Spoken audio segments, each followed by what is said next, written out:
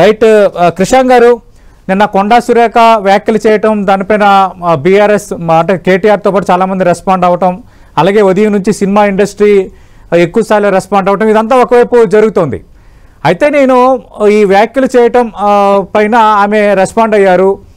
సమంత అంటే నాకు గౌరవం ఉందో అని అన్నారు. నేను ఈ వ్యాఖ్యలు వెనక్కి తీసుకుంటున్నానని చెప్పారు. But at the same time KTR నన్ను రెచ్చగొడుతున్నారు, లీగల్ నోటీసులు పంపించడం ద్వారా కేటీఆర్ పై నా యుద్ధం కొనసాగుతుందంటే ఆమె మరికొన్ని వ్యాఖ్యలు చేశారు.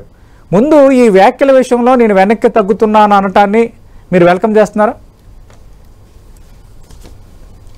అసలు వెల్కమ్ చేయడం ఏంటిదండి, నిజంగా కూడా క్షమాపణ చెప్పాలి, బేషరతుగా క్షమాపణ చెప్పాలి. కానీ అది కాకుండా దానికి ఇంకా కవరప్లు ఇచ్చే ప్రయత్నం చేసుకుంటూ నేను కేటీఆర్ గారిని ఉద్దేశించి అన్నాను, సమంత గారిని కాదు.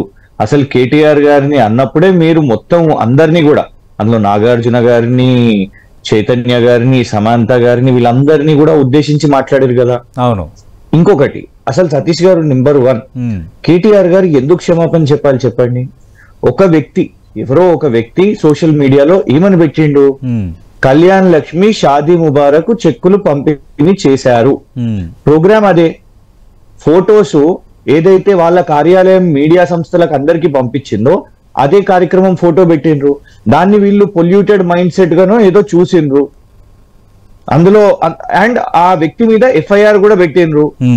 కానీ దానికి కేటీఆర్ గారిని ముడిపెట్టి ఒక 3 రోజుల తర్వాత ప్రెస్ మీట్ పెట్టి ఏడ్చి, మళ్ళా కేటీఆర్ గారు ఆ హైడ్రా బాధితులు, బుల్డోజర్ బాధితులు, మూసీ దగ్గర బాధితులను కలవడానికి వెళ్ళేటప్పుడు ఒక పెద్ద మాబ్ వాళ్ళను అక్కడికి వెళ్ళి, కాంగ్రెస్ వాళ్ళే, యూత్ కాంగ్రెస్ వాళ్ళు ఆ వాహనాల మీద ఎక్కి, ఒక ఎమ్మెల్యే అండి, మాజీ మంత్రి, ఒక సీనియర్ నాయకుడు, 5 టైమ్ లెజిస్లేటర్, ఈ రాష్ట్ర ప్రభుత్వము లా అండ్ ఆర్డర్ ని కాపాడాలి, ఒక ఎమ్మెల్యే ఎవరినైనా కూడా కాపాడాలి, కానీ వాళ్ళే అక్కడ దాడికి వదిలేశారు. ఆ తర్వాత మనం చూసినాం ఏ స్థాయిలో, తీవ్ర స్థాయిలో మాట్లాడింది.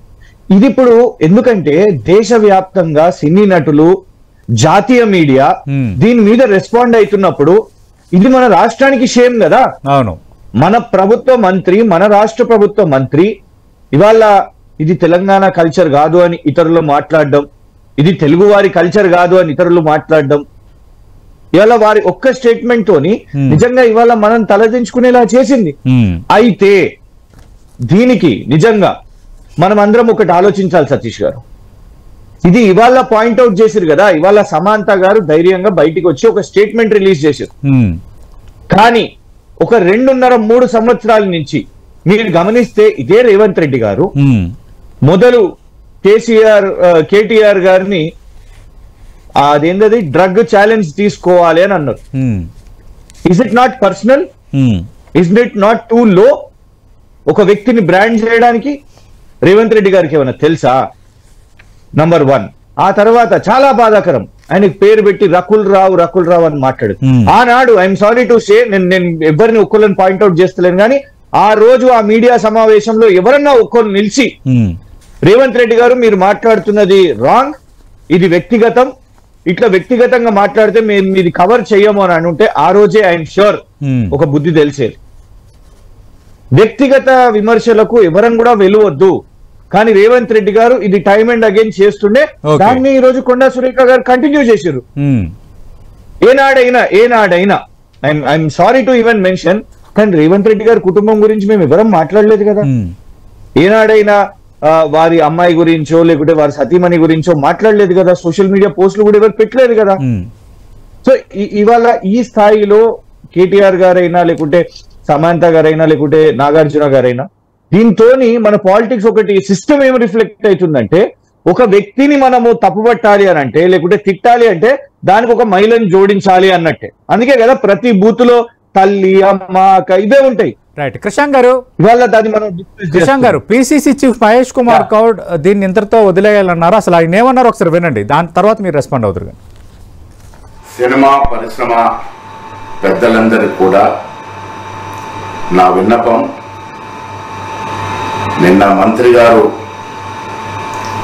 మాట్లాడినప్పుడు కొంత సినీ ప్రముఖ విషయం ప్రస్తావనకు తీసుకురావడం, దాంట్లో సినీ ప్రముఖుల యొక్క మనసు నొచ్చుకోవడం, ఆ వెనువెంటనే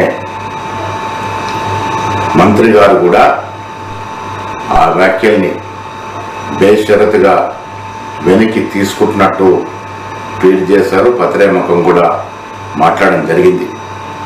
నేను పెద్దలందరూ కూడా విన్నవిస్తా ఉన్నాను సినీ ప్రముఖులకి, ఈ అంశాన్ని ఇక్కడితో ముగింపు పలకాలని. ఇక్కడ ఇరువైపులా మహిళలే ఉన్నారు. ఇరువైపులా మహిళలున్న విషయాన్ని గ్రహించి ఈ విషయాన్ని ఇక్కడతో ముగింపు పలికితే సమంజసంగా ఉంటుందనే మాట కూడా నేను విన్నవిస్తా ఉన్నాను. రైట్ కృష్ణ గారు, టీపీసీసీ చీఫ్ మహేష్ కుమార్ గౌడ్ మాట్లాడారు. బేషరతుగా ఆమె వ్యాఖ్యలు వెనక్కి తీసుకున్నారు కాబట్టి రెండు వైపులా మహిళలే బాధితులు కాబట్టి ఈ విషయాన్ని ఇంతటితో ఆపేద్దామని పిలుపునిస్తున్నారు. మీరు సిద్ధమా? సతీష్ గారు, ఇది కేవలం సినీ అంశము, సినీ పరిశ్రమ అంశం అని ఎందుకు అనుకుంటాం? Doesn't KTR deserve an apology? హిమాంశుని వదలలేదండి, వారి అబ్బాయి శరీరాన్ని కూడా వదలలేదు రేవంత్ రెడ్డి గారు.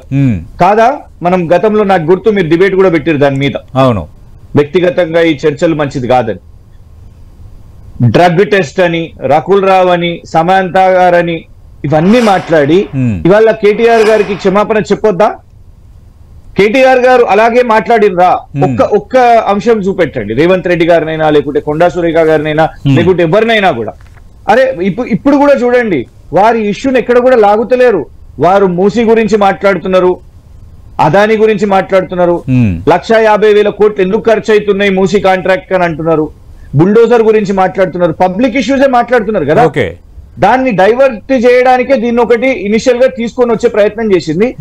ఇట్లాంటి ప్రయత్నాలు చేస్తేనే సెల్స్ గోల్ అవుతుందనే నిన్న కనబడ్డది.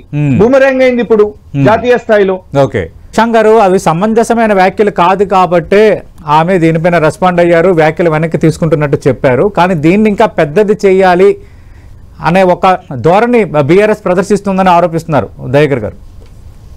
సతీష్ గారు, మీకు ఎంత కిరాయి ఇచ్చినాం సతీష్ గారు ఈ డిబేట్ పెట్టమని? ఎంత కిరాయి ఇచ్చినాం సతీష్ గారు? మీరు కదా పెట్టింది డిబేట్ ని కదా, మీరు కదా డిబేట్ పెట్టింది సతీష్ గారు దీన్ని.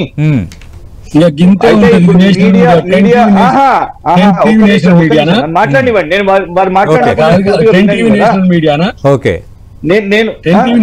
మాట్లాడేటప్పుడు నన్ను ఇదా కాదు అర్థం లేకుండా మాట్లాడితే అడ్డం పడి.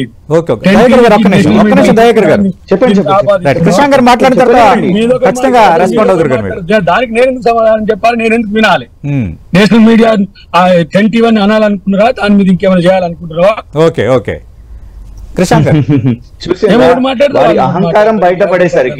అహంకారం బయటపడేసరికి వారి మాట తీరు బయటపడేసరికి they are unable to defend. తప్పైంది, క్షమాపణ అని చెప్పేసేయండి బస్, ఇంకా డిఫెండ్ చేయకండి. కిరాయి మీడియా అంట, నేషనల్ మీడియా అంట. ఇవాళ దయాకర్ అన్న ఫస్ట్ టైం ఇంటరప్ట్ చేస్తుండంటేనే డిఫెండ్ చేయలేకపోతుండని అర్థమవుతుంది, లేకపోతే ఎప్పుడు మౌనంగా ఉంటాడు. ఎంత పరువు పోతుందో చూసుకుంటారు. నన్ను మాట్లాడిస్తలేరు, మాట్లాడిస్తలేరు అర్థమైతుంది. ఎందుకు క్షమాపణ చెప్పాలి? ఆల్రెడీ సమంత అక్కినేని కుటుంబంపై చేసిన వ్యాఖ్యలకు కొండా సురేఖ రెస్పాండ్ అయ్యారు కదా. ఇది దయాకర్ గారు ప్రస్తావిస్తున్న స్ట్రైట్ పాయింట్. కృషాంక్ గారు, దీంట్లో నేషనల్ మీడియాని తెచ్చారు, రాజకీయాలు వాళ్ళు మాట్లాడిరా, నేను మాట్లాడినా? నేను వ్యక్తిగతంగా నేనేమన్నాను?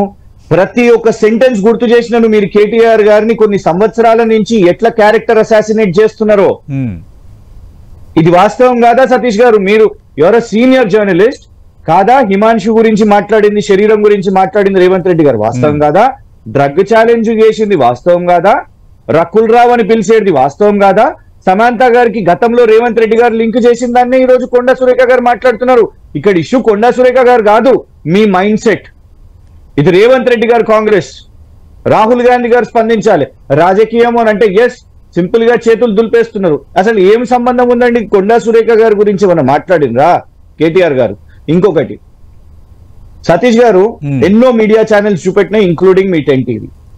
బస్సెస్ లో రీల్స్ చేయట్లేదా అండి? ఆర్టీసీ బస్సెస్ లో రీల్స్ కాలేదా? దాని గురించి మాట్లాడితే దాన్ని నరేటివ్ వీళ్ళు దింపిండ్రు, అవుతున్నాయి, రీల్స్ అయినాయి. దాని గురించి మాట్లాడితే విమెన్స్ కమిషన్ చైర్మన్ తో నోటీస్ ఇప్పించారు. ఈ రోజు ఎందుకో విమెన్స్ కమిషన్ మరి రెస్పాండ్ అవ్వలేదు. ఈ రోజు ఎక్కడుంది విమెన్స్ కమిషన్? డెఫినెట్ గా కేటీఆర్ గారు మాట్లాడేటప్పుడు పబ్లిక్ ఇష్యూస్ మాట్లాడారు. యాజ్ అ పబ్లిక్ రిప్రజెంటేటివ్ ఒక పబ్లిక్ ట్రాన్స్పోర్ట్ సిస్టమ్ లో ఇది జరుగుతుంది అని ఎత్తితే నువ్వు ఇట్లా మాట్లాడతావా అట్లా మాట్లాడతావా? రీల్స్ చేయడం, అవును మెట్రోలలో రీల్స్ అయితే కూడా పోలీస్ కేసులు అయితలేవా? మెట్రోస్ లో అయితలేవా సార్ రీల్స్? అంటే రికార్డింగ్ డాన్స్ అన్న ఆ తరహా పదప్రయోగం అప్పట్లో సెన్సేషన్ అయింది కదా, అలాంటి పదప్రయోగాలు అభ్యంతరకరమే కదా. ఇప్పుడు రీల్స్ లో ఏం చేస్తారు సార్? యాక్టింగ్లు చేస్తారు, డాన్స్లు చేస్తారు. దాన్ని అంటే వీళ్ళు నరేటివ్ ని స్పిన్ చేసిర్రు ఇన్ని రోజులు కదా. ఇప్పుడు చూస్తున్నాం కదా ఎంత కట్టు కథలు అల్లినరో, ఎంత పెద్ద సినిమానే అల్లినరో మనం చూడండి. ఓకే, ఎన్ కన్వెన్షన్ కూల్చొద్దని అసలు ఎపిసోడ్ మాట్లాడితేనే బాగాలేదు. ఇంకొకటి ఇవాళ ఇష్యూ మాకు అసలు మేము ఆ ఇష్యూని మీరు చర్చకు పిలిచిర్రు, నేను దాని గురించి మాట్లాడుతున్నాను. అవును, చిరంజీవి గారు ఏ రోజు ట్వీట్ చేశారు సార్? ఈ రోజు ట్వీట్ చేసిండ్రు. లిస్టు పెద్ద లిస్టు ఉన్నది. వాళ్ళు ఒక్కొక్కరు ట్వీట్లు చేస్తున్నారు కదా. వాళ్ళందరూ కిరాయి ఇచ్చినందుకే ట్వీట్లు చేస్తున్నారా వాళ్ళు పెద్దలందరూ? నిన్ననే అయిపోయేడుతుండే కదా కొండా సురేఖ గారు నేను నా పదాలను వెనక్కి తీసుకుంటున్నా, ఎవరు ట్వీట్ చేయకండి అంటే సినీ పెద్దలు ఎవరు ట్వీట్ చేయరు. ఇది విచిత్రం ఉన్నది. ఎవరు చేస్తున్నారు చెప్పండి? రాజకీయం తప్పు చేసిండ్రు, ఒప్పుకోండి.